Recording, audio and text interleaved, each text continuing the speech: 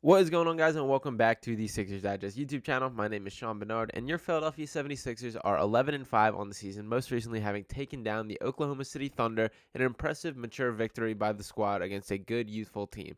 They now face the Los Angeles Lakers at the time I'm recording this before this game, and I want to talk a little bit about the comments made by Paul Reed to stir the pot in this matchup, as well as dive into the potential return of Kelly Oubre and what these signs are trending toward for when he will be back on the court.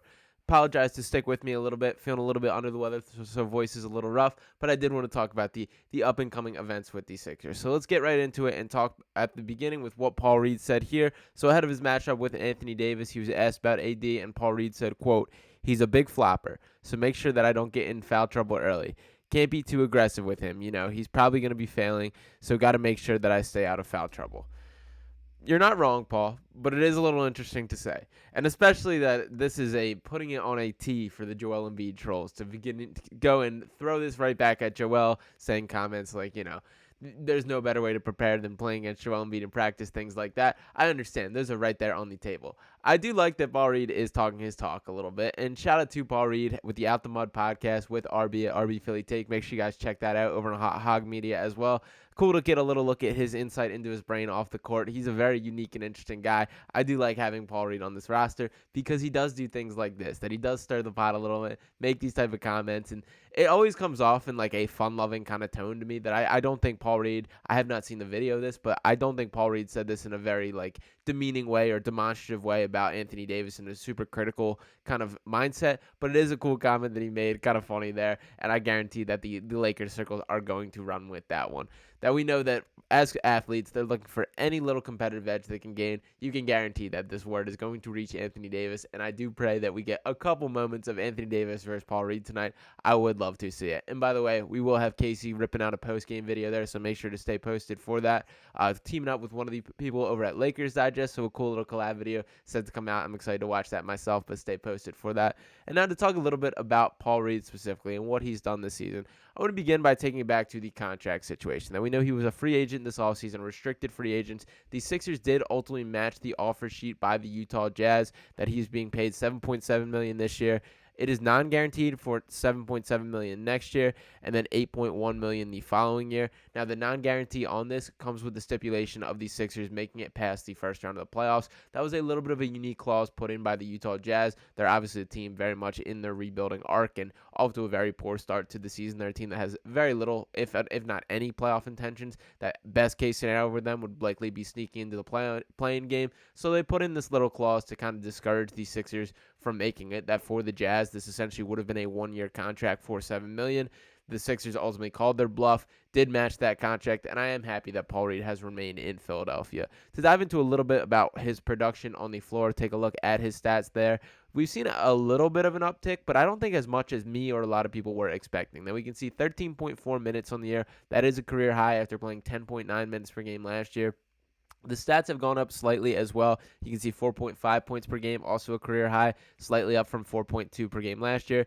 The rebounds at 4.5 compared to 3.8 that he had last year. Slight upticks around pretty much every stat, but nothing super positive that I will take away.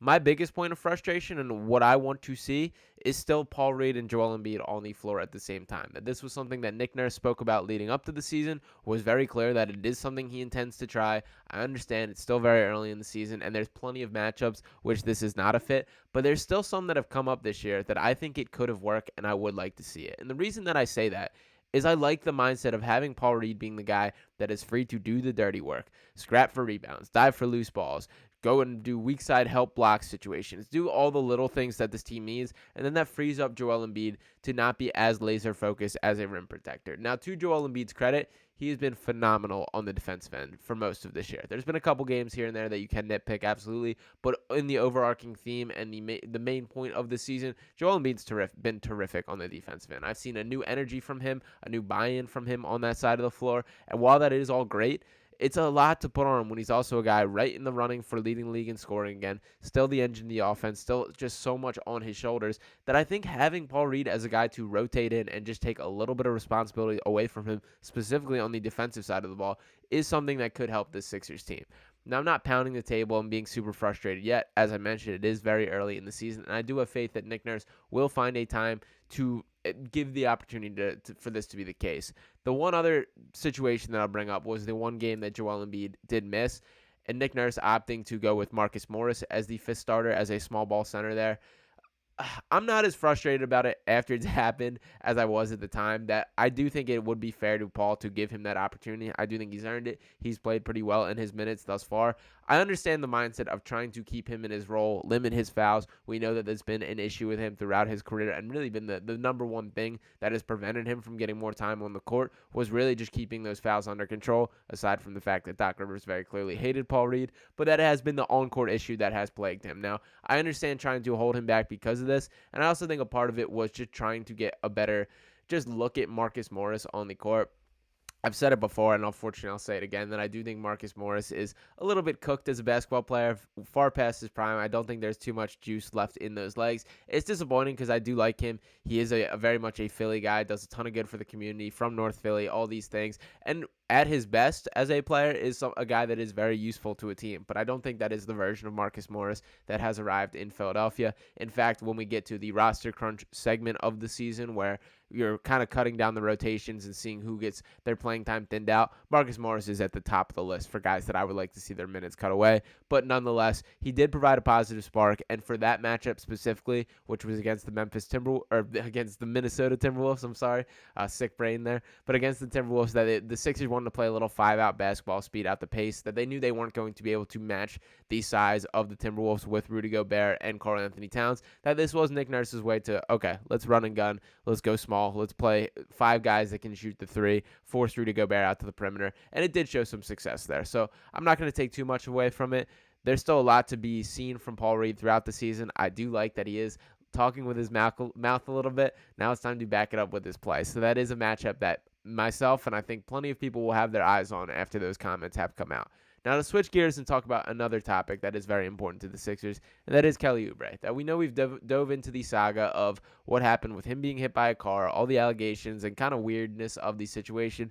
Still not a lot of clarity there, that there has not been anything set in stone for what specifically happened, whether it be confirmation of the car accident happening, or I guess him being hit by a car, him being a pedestrian in this situation, or if there was anything else to the story. None of that has really become public. Still plenty of speculation out there. But the real issue that I'm mostly worried about is when this guy is going to be back on the court, because the Sixers clearly need him. And they did get some positive news in that regard. And to jump into this now, Nick Nurse said that Kelly Oubre Jr. is continuing to progress, but he's still doing nothing more than 5-on-0 stuff at the moment. That coming from Kai Carlin of Sixers Wire there, one of the better reporters in the game, a cool guy to keep tabs on and stay posted with, does a really good job keeping updates there. So shout out to Kai Carlin. But for Kelly Oubre specifically, it's nice to see that he's back in the building. And we have seen some pictures and videos of him hanging out, taking shots. But as the tweet from Kai referenced, that he's yet to do contact. I know that there was a medical evaluation that happened last week. Those results have not become public or what the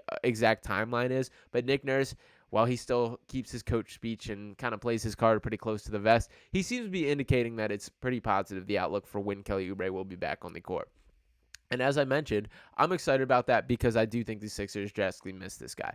That as I pound the table, start to look a little, could Zach LaVine be the answer? Is DeMar DeRozan the answer? Is Alex Caruso the guy? OG Anunoby? As my mind is swirling and looking for these stars or the potential missing piece that could be had in a trade, we're forgetting we have a 20-point-per-game scorer that has been hurt and needs to step back on the court. And Kelly Oubre was awesome for this Sixers team through the first couple games before he got hurt. I mean, averaging 16.3 points per game. The guy who has some shot creation, was buying in on the defensive side of the floor. Excellent as an off-ball cutter and creating his own shot without the ball. A lot of things that matter in the construct of the Sixers roster as a team. Kelly Oubre checks a lot of those boxes. So I do think that he is a guy that is going to be vital to this team down the stretch. He's going to be at least a 25-plus minute per game guy, which is very exciting. So it's tough to look at this Sixers team in its entirety without a pretty significant piece of the puzzle not being there. Now, there's still not a set timeline for when Kelly Oubre will return. I know the end of November, beginning of December was the initial timeline that I heard. We're at that point now. There has not been an update since that, so we have to be looking at it pretty soon. I know that he's ruled out for the Lakers game tonight, But beyond this, it's still pretty open-ended, that there is a chance that as soon as next game that he could be back in the lineup. I think that would be overly optimistic, and I would not expect that to be the case. But it's very good news to think about that it is that close to it being a reality, especially considering that when this news first broke, it's sounding like this being a potential season-ending injury, that there was a chance that this guy, there were being reports talk about him being in stable condition and things like this, that it sounded like it was a really serious issue. So the fact that only a couple weeks removed, he could be stepping back on a basketball court and helping the Sixers team win games is super encouraging. And the Sixers do need him on both sides of the ball. He does bring a unique elements to his game that this team needs and is missing. And especially as we're starting to see some tired legs from Tyrese Maxey, Joel Embiid having a bit of lulls, like there he hasn't been the locked-in version of himself that we saw at the start of the season through a couple of these games. So it will be nice to have a little bit of a relief, a guy that can get buckets on his own and just help this team from an overall construct. So for now, we will stay waiting, being patient, and waiting for another update on Kelly Oubre. But I am excited that it seems everything is pointing to him coming back to the court sooner rather than later. So Paul Reed, keep talking your talk, man. If you get absolutely destroyed by Anthony Davis today, I will have a different conversation with you tomorrow. But if you want to talk the talk and then back it up, I'm all for it. So Paul Reed, keep doing your thing. Kelly Oubre, rest up, get back soon. Thank you guys for watching this video. Make sure to hit that subscribe button, drop a like on the video, and drop a comment for let me know your thoughts on the Kelly Oubre situation, what you think of Paul Reed, if you want to see him and Embiid on the floor together, or anything else that is touching your mind in the Sixers world. So thank you guys once again, and I'll talk with you next time right here on Sixers Digest.